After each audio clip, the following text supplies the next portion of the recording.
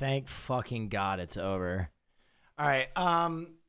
Okay. So the first time I watched that movie, I fucking hated that movie. The second time I watched that movie, I fucking hated that movie. And let me talk about it critically before y'all chime in, because I wanna say something, and I mentioned it throughout the film. I finally figured out what this movie is. Okay. So first, let me get it out of the way. Technically, the film is astounding, right? Technically, the film is astounding. Amazingly acted, beautifully composed, wonderfully shot. It is, I do not say this lightly, it's one of the most beautiful films I have ever seen. Like, let's get that out of the way, right? Ari Aster can make movies, and this movie is no exception. That's for cool. And if this film was just about its visuals and its acting and the actual composition and the cinematography of the film, it'd be a 10. 10 out of 10, one of the greats. Like, gorgeous. Now, I had this epiphany about what this movie is, okay? This is what this movie is. Ready? Hold on. Don't say shit. Just listen. Don't type. I don't need memes. I don't need spam. Here's what this movie is. Have you ever gone to a enormously fancy restaurant and you're perusing the menu and there's like bone marrow and there's quail and there's coq au vin and all of these expensive dishes, and then you see, oh my gosh, the chef's take on a Big Mac. This has got to be interesting. A 5-star Michelin Big Mac? So you ask the waiter, waiter, what is this chef's Big Mac? Yes, this is our 5-star Michelin interpretation of a Big Mac. It is a 50-year-old aged Wagyu on a locally sourced wheat bread. We use a Dijon that is cracked here in the restaurant, and then we use a caviar spread on each layer. And instead of American cheese, we use a very fine old Gouda, and it's a $50 burger. And you go, oh my God. Wow. A $50 burger. I'll have that. And it comes out and it's, oh my God, there's gold leaf on the top bun and there's sauce like all over it. And you're like, oh my God, wow, this is gorgeous. Oh my God. This is his take on a Michelin Big Mac? Oh. And then you take a bite and you go, I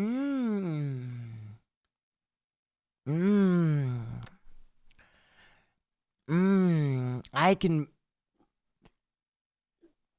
really taste that caviar. It's got a strong fish taste. And the Gouda is really overwhelming. And then you have this epiphany that you paid $50 for something that is so overproduced and so underdelivered that they can take something that is literally one of the easiest formats and fuck it up. This is a love letter to The Hills Have Eyes. 100%. This is The Hills Have Eyes. If you don't see that, you don't know Ari Aster. Ari Aster loves horror movies, right? 100%. His first big movie, Hereditary, is a love letter to fucking Rosemary's Baby.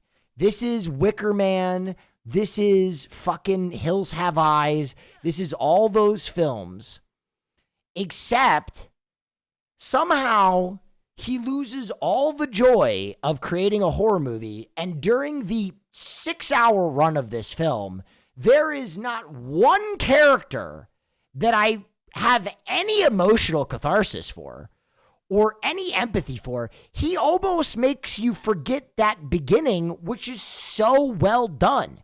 The beginning, the first 30 minutes of this movie are impeccable. Impeccable. That scene where they're walking through and there's the gas. Oh my God, a suicide.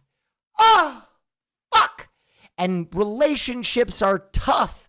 And you know, it makes you think about your own relationship. Have I been better? Well, I try, but is trying enough? Is it enough just to try? If I'm not emotionally in it at all times, is it enough just to try? Am I doing this person a disservice by just trying if my emotion isn't behind it? And I've been emotionally fallible at points. There have been points where I've been detached. There are points where I feel like my partner leans on me too heavily. There are times when I lean on my partner too heavily. But that's the ebb and flow of a relationship. And you get that. And you're like, oh my gosh. And I think the first 30 minutes of that film are great. But the film resolves itself with her fucking setting her boyfriend on fire.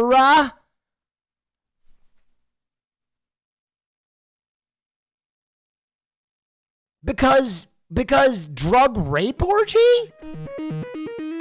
I don't understand, man. Florence so bad she'd rather be a secondary character. And I get it. Movie. Some people love this film. And there's a lot to love.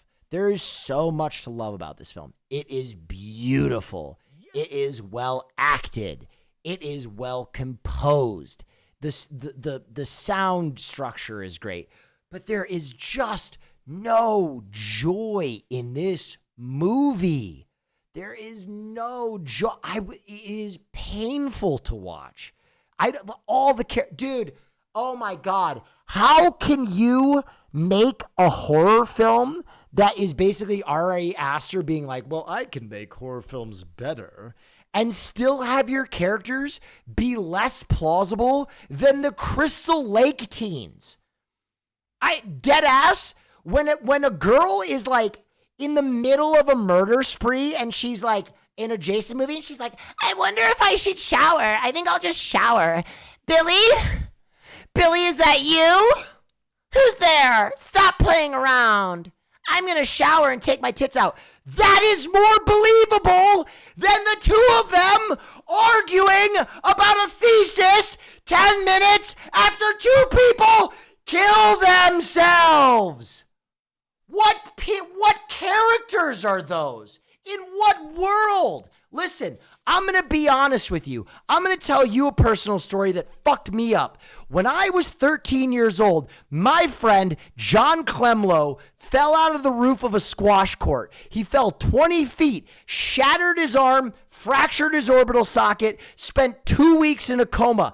I was fucked up, man. I was fucked up. For like a year, I was fucked up. Heights until the age of 27 scared the shit out of me. And that's from a kid falling 20 feet.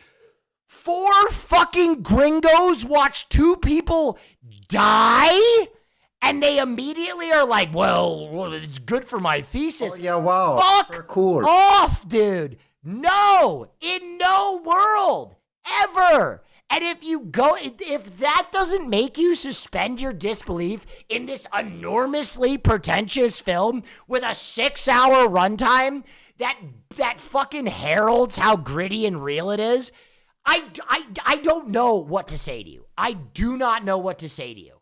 Like, you might enjoy this film. That's great. But if you really can look me dead in the face and tell me that 4 college students would look at 2 murder-suicides and go, it's just part of the course, baby.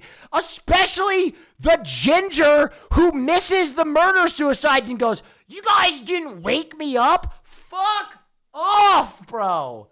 Fuck off. Fuck all the way off. Fuck off. Fuck off.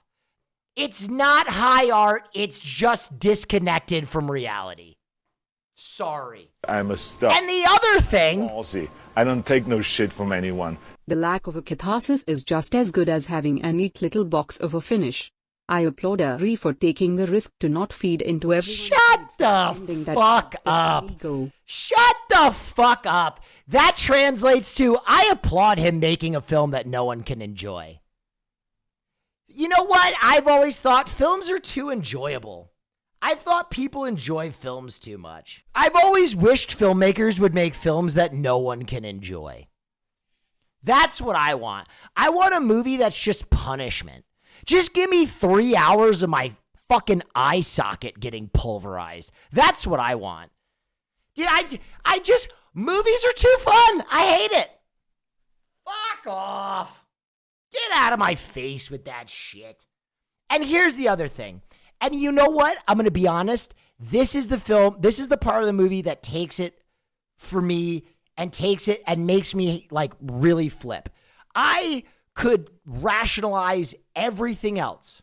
I'm really going to tell you my baseline right now. This is the baseline on why I don't like this movie. This is the baseline. Oh, yeah, wow. True shit. Cool. I want to become a flower. I'm going to turn off alerts for a second so I can finish this thought, because this is the most important thought of the night, and I'm going to be real with you.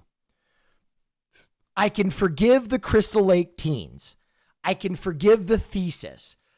I can forgive the lack of sympathetic characters. I can forgive everything in this movie. This is what I cannot forgive. Ari Aster in this film clearly understands psilocybin, right? He clearly understands mushrooms, correct? I said it at the beginning. That mushroom scene is one of the best depictions of psilocybin I have ever seen. To that effect, I'm going to say it. Mushrooms saved my life. Mushrooms have saved the lives of some of my friends. Mushrooms changed my life. Without psilocybin, without mushrooms, I would be still clinically depressed to this day. So how dare he make a movie where one of the principal antagonists is psilocybin? Psilocybin does not make you okay with killing your boyfriend. Psilocybin does not make you okay with a fucking witch orgy. Psilocybin does not make you okay with any of that shit. And for a whole generation of people that watch this movie, they will be scared by psychedelics because of this film. So fuck you, Ari Aster, for potentially hurting people. Absolutely what it is. Fuck you if you don't agree. Honestly, fuck you if you don't agree. I don't care what your take is. I don't care. I do not care. I don't care. I am a fucking psychonaut.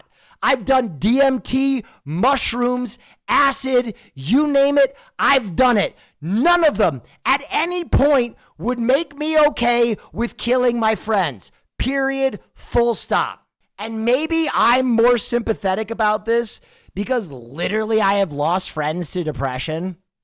But like this listen, if Ari Aster was just some fucking asshole who never had done mushrooms before, I'd go, I get it.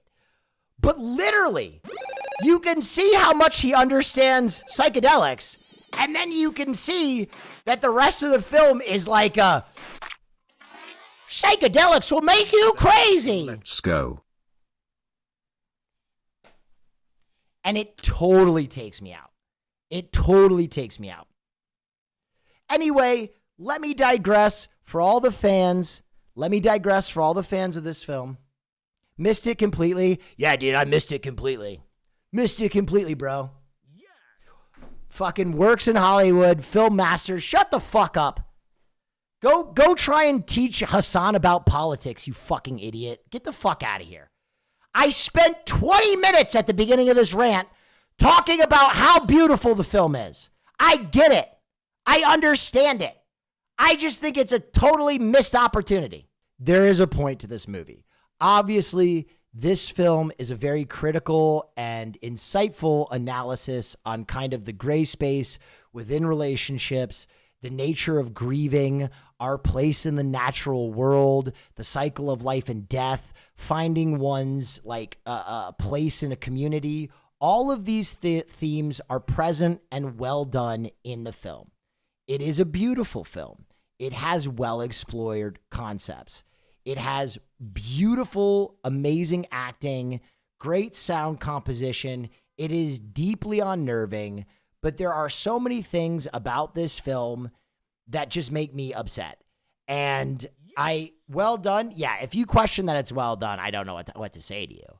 Like, there are people that really enjoy this film in chat right now, and they have every right to enjoy this film, right?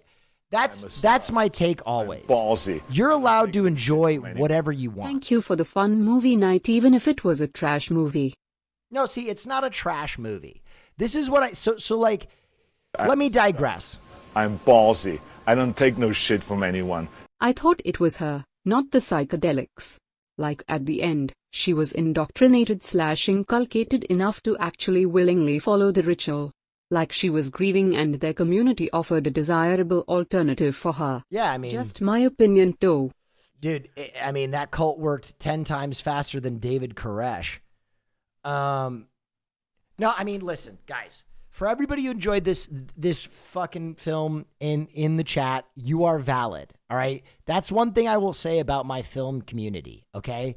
My opinions are my opinions, right? That's why I don't come through and say that anybody has a trash take or that they missed it, and I'm sorry if that triggers me. But that's what I like about film, and that's why I still maintain that this is a good movie, okay? I still maintain that this is a good movie. This movie is probably like an 8.5 out of 10. It is a very good movie. The fact that it invokes so many emotions in me and we have a conversation about it, that's art, right? That is what art does, okay? The fact that I hate the art doesn't make it that it's not art, right? Piss Christ is still art. It might deeply offend 90% of the people that look at it, but it invokes an emotion in you, right? And that is important, okay? Don't ever forget that don't ever think that art has to be one way, right? But with that being said, if you make a piece of art that is explicitly made for the purpose of making your audience suffer for 3 hours, don't be surprised if people walk away and go, fuck that movie. Right? That's my take on this, okay? And this is an important movie for us. I don't take no shit from anyone. This movie is like having sex with a beautiful woman, but you're loaded up on antidepressants. Yeah. Like very pretty, but it's not really going anywhere and there's no finish. Anyway, I hope you guys all get what I was trying to get at in this synopsis. Is that this is good art, it's important art, it's well done art, but I fucking hate it. And it's okay to have those dualities. That didn't lead right? to the absurdity enough to actually be funny more so than a true thriller or horror. Yeah, I agree with that. Listen, I think that this is an important moment in our film class. This is an important moment in our film class, right? As as rational people, as smart people, we have to be able to watch things and be affected by them and still see the objective truth in them, right? Is this a bad movie? No. It is a masterwork of an incredible filmmaker. Every part of this was meticulously planned out. The costumes, the shots, the effects, the violence, everything was meticulously planned out. You cannot say this is a poorly made film. But you can say that you fucking hate it. No shit from anyone. That struggling to see is the duality from until you drove home that point about how he made something beautiful, mushrooms and their effect on us, into something scary and dangerous, potentially driving away many who may benefit from them. Yes. Hold that. Thank you. So I think that's important, and I hope people on both sides of the aisle understand my take on this film. I hope the people that love this film forgive me for not enjoying it. I'm a stud. And I hope the people that hated this film can still appreciate how beautiful it is. Extremes of aspects of human and society. A caricature of everything. It's like the French dish where they eat dead bird under towel to shield from God. The use of plot devices to move it. The Oberon, is that what it is? Where you eat the bird under the blanket? Anyway, I was saving this film because Ortolan, thank you. I was saving this film because I think on a Friday it's a big movie. Obviously, it's a big movie, and I want to talk about it as its place in filmmaking. Oh yeah, wow, that's very cool. Ari Aster is an incredible filmmaker. Don't get me wrong. If you were at all intrigued by that film, you should absolutely do not pass go, do not collect $200. Go watch Hereditary. Hereditary is a fucking masterwork. Don't like the movie but will always stand by the amazing visuals, like the warping background that is so bizarre but not too distracting. Yeah. Absolutely go watch Hereditary. I think Hereditary is like one of the best movies of the decade. If you enjoyed this film, please don't take my opinions as a personal affront. I will never get mad at you for your opinions or get stun locked unless someone says something like, dude, you missed it, or like, dude, shit take, or like, you just don't understand. Guys, here's what I will say. I have devoted my life to film. Film and television is my entire life. This is what I do. From top to bottom, I talk film, I watch film, I live film. There's nothing on this planet I love more than film.